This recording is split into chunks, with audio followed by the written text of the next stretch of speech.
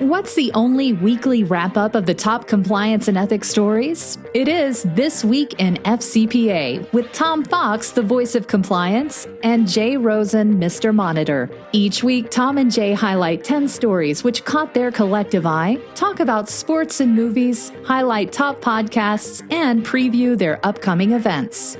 Join This Week in FCPA each week for a one-stop review of the week's compliance and ethics highlights. This Week in FCPA is a production of the Compliance Podcast Network. In this episode of This Week in FCPA, Jay and I take a look at Ethisphere's announcement of the 2021 World's Most Ethical Company Awards. What will data privacy look like under the Biden administration?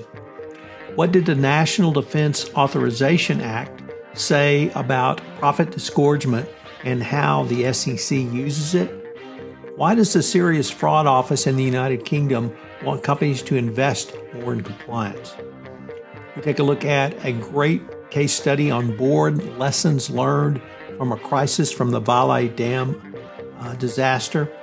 Dick Casson, a Texas transplant, reflects on weather and lessons learned. We consider the Citibank $900 million erroneous wire transfer and black swan events. On the podcast front, we discussed Natalia Shaheda's fourth and final episode on the Compliance Life, Ronnie Feldman and Ricardo Pelifon on the Compliance Handbook, and Joseph West on Integrity Through Compliance. I know you will enjoy this episode. This Week in FCPA is a production of the Compliance Podcast Network. Ethisphere has announced its World's Most Ethical Company Awards for 2021. We are back to look at some of the week's top compliance and ethics stories that caught our collective interest on This Week in FCPA. Jay, what say you? Jay says he's happy it's getting warmer in Houston, and I want to hear about This Week in FCPA. So, Jay, we're going to start with the World's Most Ethical Awards. And as always, great to see those and find that the number of companies has increased, of course, and they listed multiple winners of this year's awards. And, of course, lost my notes now. They've gone away. Nevertheless, the this year's awards had some 15-year consecutive award winners, which is always impressive. But the thing that perhaps is the most impressive, Jay, is the ethical premium. And that is the amount of money that companies who receive the World's Most Ethical designation make above the Standard & Poor's 500 average. And this year we had a over 7% premium. So Ethisphere once again shows that companies that have best practices compliance programs in place generally do better. And that's obviously something that we applaud, but it's something that we're going to take a little bit more deeper dive into. The actual numbers and reports have not been issued yet by Ethisphere, but we'll take a look at those when they come out. You can go to Ethisphere's website to find out more about the complete list of companies. Matt Kelly blogged about it in Radical Compliance, and Sarah Haddon also reported on it in CCI. So, Jay, what do you think about data privacy under the Biden administration, or more importantly, what does Colin Rahill tell us in Jolt? Well, I'm going to try to channel my Jonathan Armstrong here because we're going to talk about data privacy and cybersecurity. From the 20th of January onward, the Biden administration has collided headfirst with unprecedented public health, economic, and national security crises, symptoms of the pandemic, which have sparked intense speculation around the new administration's privacy policy. Many observers find reason for hope in the new administration, encouraged by Vice President Harris's strong track record in privacy enforcement and the return of various Obama staffers who contributed to the former president's Consumer Privacy Bill of Rights. The beginning of the Biden administration coincides with a growing push for federal privacy legislation. Numerous privacy protection bills have been introduced to Congress in recent years, and while proposed legislation has thus failed, an April 2020 Congressional Research Service report indicates bills largely agreed on creating a bundle of digital rights. Progress in state legislation, meanwhile, is moving quickly. By some accounts, it's possible that at least half of the states could adopt data protection laws over the next few years. California has proven itself a leader, and it was during Vice President Harris's tenure as Attorney General that California's Online Privacy Protection Act, CalOPA, the first state law requiring privacy disclosures on commercial websites, was amended to its present stricter form. Inconsistent privacy laws across states, however, is frustrating for both entities within and without the country and has caused legal friction between the U.S. and the EU, complicating cooperative data flow, a problem especially pertinent during the pandemic. Tensions have come to a head this past summer with the Schrems II decision, which violated the Privacy Shield protection data transfers between the U.S. and EU. Since Schrems II, transatlantic data transfer has been riskier and costlier, with privacy regulations and conflict with the EU's data protection regulation, GDPR. The Biden administration has also focused its attention beyond Congress towards agencies, specifically the Federal Trade Commission, and pushing for more aggressive enforcement of privacy regulations and antitrust action. The Biden administration's emphasis on enforcement will find strong leadership in Vice President Harris, whose time as the Attorney General of California was marked by substantial legal action in privacy and technology. Early in her tenure, she responded to a series of data breaches by creating the Privacy Enforcement Protection Unit and produced a report entitled Privacy on the Go: Recommendations for the Mobile Ecosystem. Not long after, she managed to get Amazon, Apple, Google, Microsoft, and 2 other companies to agree to a joint statement of principles. While so many crises is competing for attention, many privacy goals will be put on hold during the president's first 100 days, and not all measures discussed in this article may come to fruition. However, it's inevitable that the Biden administration will confront serious cybersecurity threats of terrorism, economic injury, and political sabotage. Travis LeBlanc, a member of the U.S. Privacy and Civil Liberties Oversight Board, states that privacy and cybersecurity are inextricably intertwined, accounting to the Cyberspace Solarium Commission. The country is at serious risk for catastrophic cyber attack. It is difficult to overstate the gravity of the role the Biden administration now assumes, but there is hope that strong actors in the administration will take action to protect data privacy and safeguard human rights, whether those rights exist in the physical or digital world. Back to you, Tom. So, Jay, we had an interesting article by David Leventhal writing in the FCPA blog. He is a law student and wrote a really excellent article about the part of the National Defense Authorization Act became law January 1 when Congress overrode Trump's veto around profit disgorgement. And he really, I thought, in a very commonsensical way, articulated that what Congress did was actually to confirm the Liu decision, but it did extend out the statute of limitations on the SEC's ability to garner profit disgorgement. But the part that he focused on was it didn't change the new calculation that the Supreme Court put in place. And previously, companies had to not disgorge profit, but they had to disgorge all revenue generated by any corrupt act. And I believe you went to a technical, perhaps vocational school in Philadelphia for business issues, Jay. Is that right? Yeah, I went to a little place called the Wharton School of Business. That's the one, yeah. Well, at the vocational school you went to, I think they probably had a course around what profits consist of, what revenues consist of, and perhaps even the difference between profits and revenues. And Leventhal said that that's the part that was affirmed by this congressional action. So I thought it was a great article. It really cut through, I think, a lot of the chaff that's been talked about in terms of what Congress intended to do and what they did around profit disgorgement in the Lieu Act. But the SEC can go back 10 years and they still have to calculate the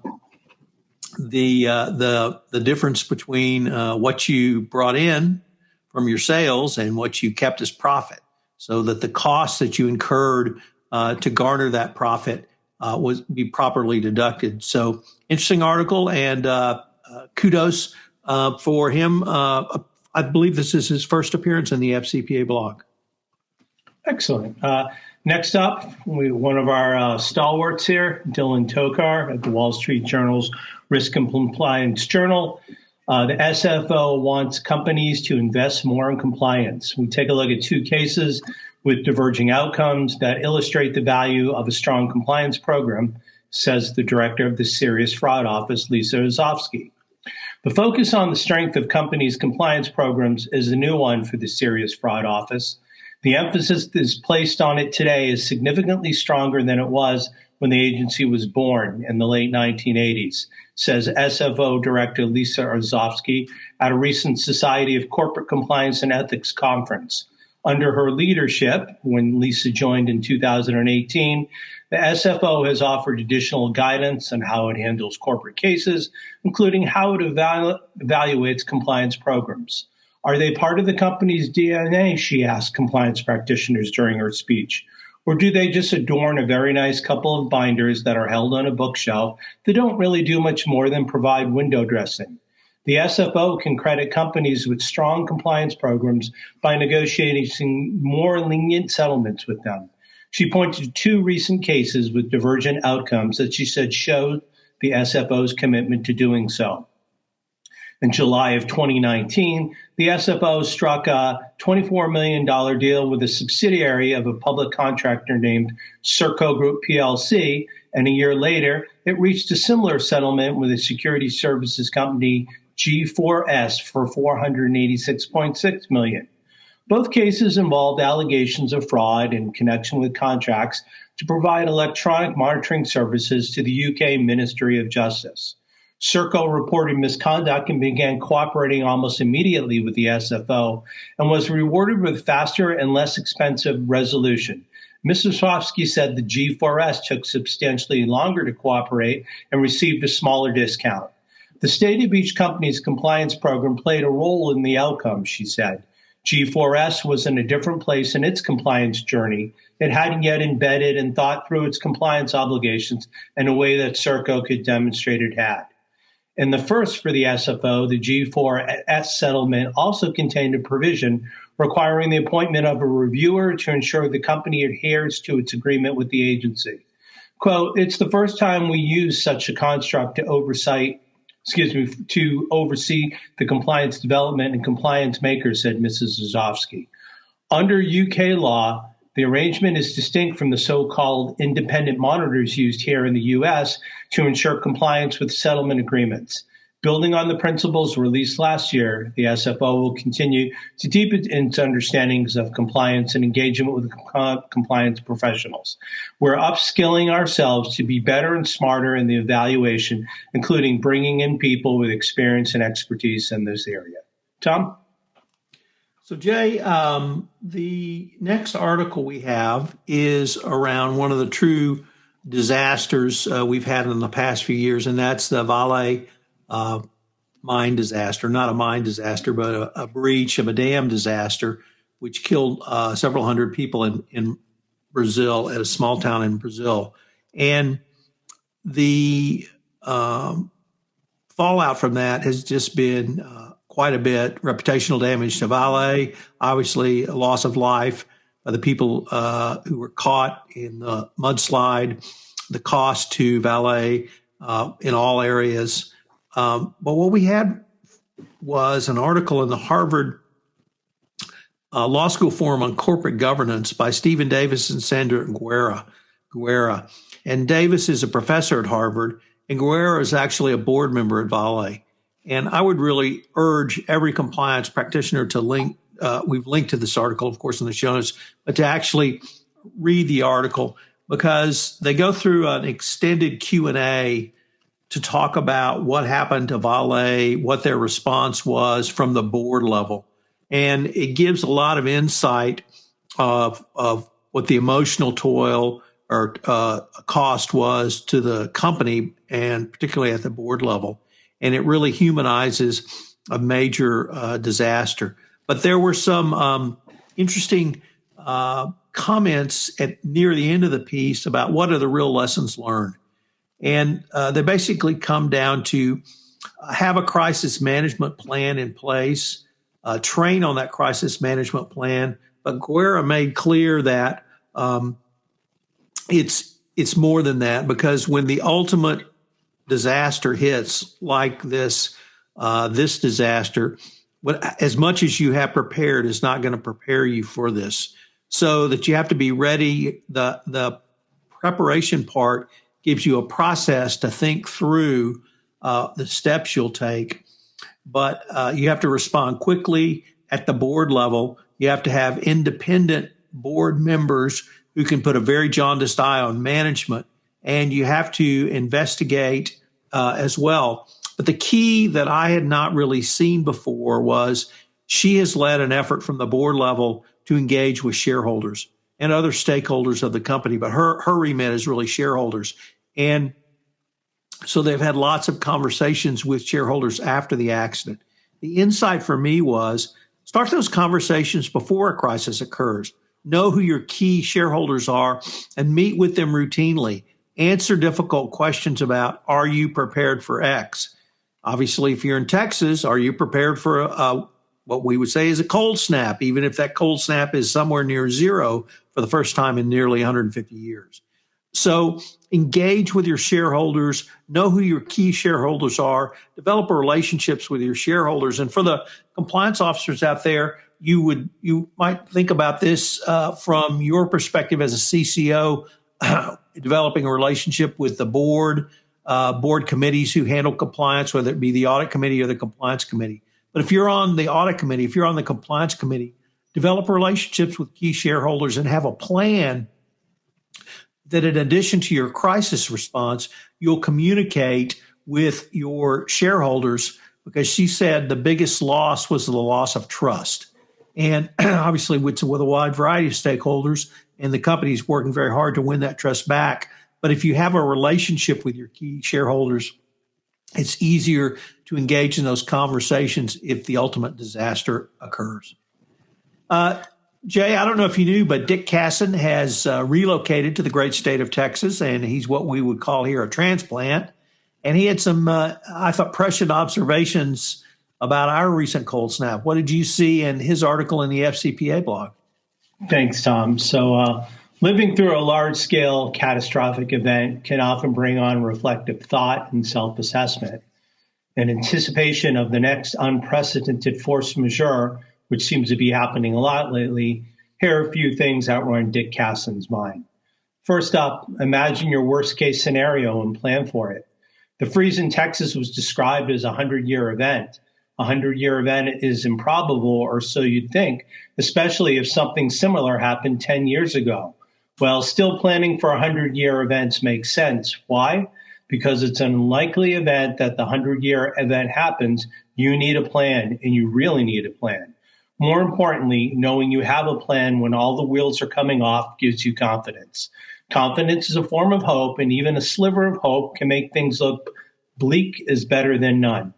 That alone is a reason enough to make a plan for the 100-year event. Second, there is no bad situation that can't be made worse. There were so many stories last week about desperate people who made tragic choices.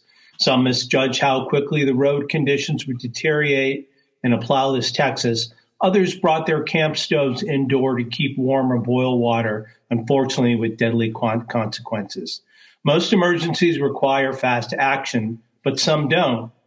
Sometimes, not always, but sometimes doing nothing and staying put might be the best plan of action. Number 3, anger doesn't help.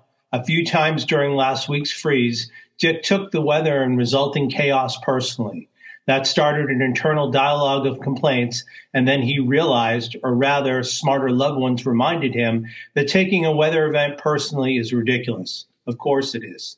The havoc in Texas victimized tens of millions of people. Personalizing things felt like the first step toward rash action. On the other hand, when he remembered he was in it with everyone else, that instilled more patience than he had thought. Well, those are three things that Dick will try to remember for the next 100-year event. It's probably coming soon, because another thing he learned last week is that 2021 is turning out to be a lot like 2020, only worse. Well, that's certainly comforting, Jay. Jay, I took a look this week at Citibank and their $900 million FUBAR, where they erroneously wired out $900 million to creditors of Revlon.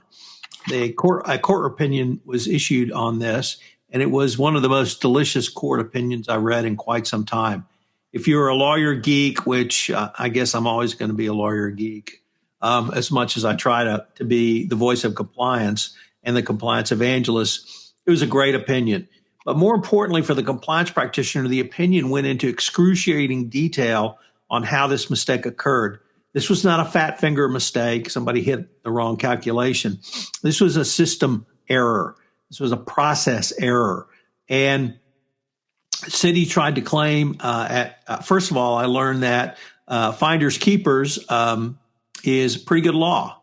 And there's actually legal principles on that. So that was I was not really prepared to understand that something I'd learned at age 3 was actually good law. But beyond that, the errors that Citibank sustained, which allowed this to happen, when I went through those, Jay, what I realized was that this event was foreseeable. And if something's foreseeable, you can plan for it and you plan to have controls around it. The foreseeability was, although this was an extraordinarily complicated transaction and the solution to the transaction or the result of the transaction would be to wire money in a particularly difficult way with their software system, it had been done before, and it could be done. It could be done by executing a series of commands to the software. For reasons completely unclear and not reported in the opinion, those steps were not taken. But those steps were in the software documentation, and they had been the Citibank employees had been trained on that. So a mistake was made. And when you have an event, even a $900 million FUBAR event, it's just a matter of scale. I think all of us have incorrectly sent money, or a bank has incorrectly wired money. The court said that perhaps not ever this much, but it's only a matter of scale. So Matt and I took a look at this week on Compliance Into the Weeds, and Matt really advocated a process control. I articulated a transaction control. But whichever way you go, the answer is when you do something outside the ordinary, you need to have additional controls around that. And I thought that was a great lesson from the compliance perspective. So the kind of 3 top lessons I had from this case were: have a control for an exception, whatever that exception might be. Train employees what to do correctly for the exception. And number 3 is if something is so complex that no one knows how to do it, it's too complex. And you have to simplify it down in some way.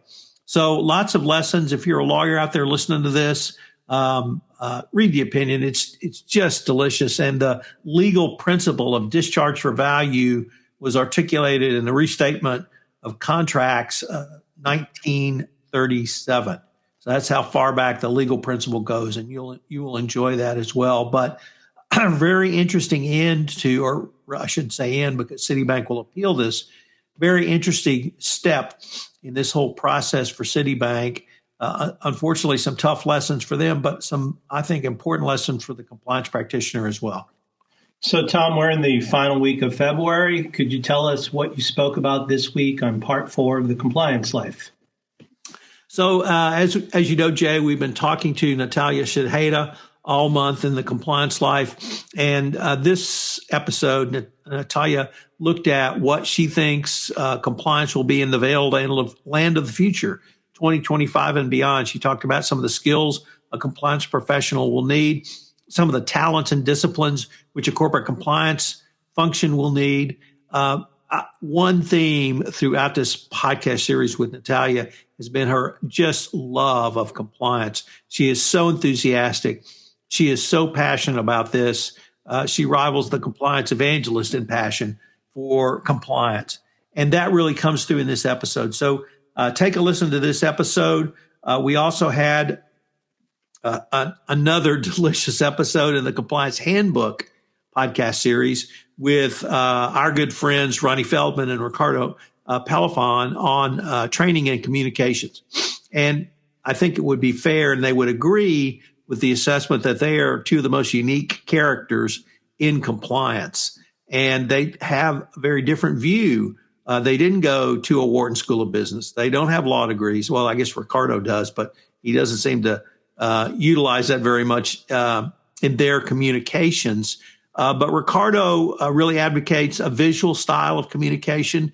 He's well known for his graphics from his company Broadcast. Of course, Ronnie at Learnings and Entertainment is the master at using humor and comedy to help train, which is what which Learning and Entertainment does. Ronnie came out of Second City. So they have some really unique views on how to make training not just fun, but effective. And that's what the DOJ wants. And if you have two guys like that helping you make your training and comms effective, you're halfway down the road to success for your compliance program. So check that out. Jay, we had your colleagues who are doing integrity through compliance have a new podcast up this week. You want to tell us about that? Sure. I'd like to catch you up that AMI's expert observations and guidance are related in ethics, antitrust, healthcare, government, consumer protection, and more. And we're already up to our third episode, which is also can be found on the Compliance Podcast Network. In episode 1, AMI's founder, Vin DeCiani, visited with our managing director, Jerry Coyne, and they contemplated the future of telehealth and home health care. 2 weeks ago, Brenda Morris and Dion Lomax, managing directors with the company, spoke with Jennifer Newton, who's the CEO and founder of the National Association of Black Compliance and Risk Management Professionals. And yesterday, we just had an outstanding podcast with Joseph K. West, who's a partner and chief diversity and inclusion office at the law firm Duane Morris. So all those episodes can be either found at the Affiliated Monitors website or also on the Compliance Podcast Network. What's the big podcasting event you have coming up, Tom? So, Jay, I have been going to PodFast Expo's events for several years now. That, in my mind, it's the best podcast for the independent podcaster. And if you're interested in podcasting at all, you have to check out this 1 week long event. Chris Krimitos, the founder of PodFast Expo, led a virtual conference last August that set the all-time Guinness Book of Records for online conferences at 5,004 people. He's aiming to blast that away, much in the spirit of Joe DiMaggio and his 56-game hitting streak, so that no one ever surpasses it. So we got that going on. But more importantly, the sessions are just absolutely great. From storytelling to production to microphones to how to produce a podcast to how to think about a podcast. Megan Doherty and I from Stone Creative are talking about business podcasts, what you need in that. It has got a little something for everyone. Best of all, it's free. And it's free because Chris has great sponsors. And I've got a link in the show notes that if you use the code CPN, Compliance Podcast Network, for those in the know, you can get a free pass. So go to the site, check it out. There is a ton and a half of information available. The resources are just fabulous. And if you're interested in podcasting at all, this is the event for you. So, Tom, earlier you spoke about the Compliance Handbook. I think we have another offer for our listeners to take advantage of. What's that? So the Compliance Handbook will be published in April by LexisNexis. Extraordinarily thrilled about that. And more importantly, it's available for pre-sale now. I've linked to the Lexis bookstore where it's available. And best of all, listeners to this podcast can get a discount of up to 25% I've got the code Fox25, very clever by LexisNexis there. So check that out. And the Compliance Handbook second edition will be a great resource for you. It, of course, incorporates the latest DOJ's commentary in the original 2019 Evaluation of Corporate Compliance Programs, the 2020 update, the FCPA Resource Guide, second edition released in July of 2020, as well as updates to the FCPA Corporate Enforcement Program announced throughout 2018 and 2019. So a lot has happened since the book was originally published, and it is still, in my humble opinion, the best single volume resource for the design, creation, and implementation of a best practice compliance program. So you would definitely help Mrs. Fox and her struggles if you will buy the book, and you would make me very happy as well. Well, I don't know how to top that, Tom, but whether you watch us on Restream or LinkedIn or the FCPA Compliance Report, if you'd like to get in touch with us, Tom can be reached at tfox@tfoxlaw.com, and I can be reached at the initial J, Rosen at affiliatedmonitors.com. So on behalf of Tom Fox, the voice of compliance, and myself, Jay Rosen, Mr. Monitor, we'd like to thank you for joining us for This Week in FCPA, episode 241, for the week ending February 26, 2021, the world's most ethical edition. We thank you for spending your time with us, and we hope that you and yours are safe, healthy, and we will speak to you in the next week. Take care. This is Tom Fox again. I'd like to thank you for listening to this episode of This Week in FCPA. I'd like you to check out the new Affiliated Monitors podcast. We'll be up on the Compliance Podcast Network very soon. It's going to be some great content from our good friends at Affiliated Monitors, including my This Week in FCPA co-host, Jay Rosen, Mr. Monitors himself. You can reach Jay at jrosen@affiliatedmonitors.com. You can reach me at tfox@tfoxlaw.com. I hope you will join us each Thursday at 4 p.m. Central on LinkedIn or Facebook, where we live stream This Week in FCPA. This Week in FCPA is a production of the Compliance Podcast Network and a proud member of C-Suite Radio. Thanks so much for listening. We look forward to visiting with you again next week.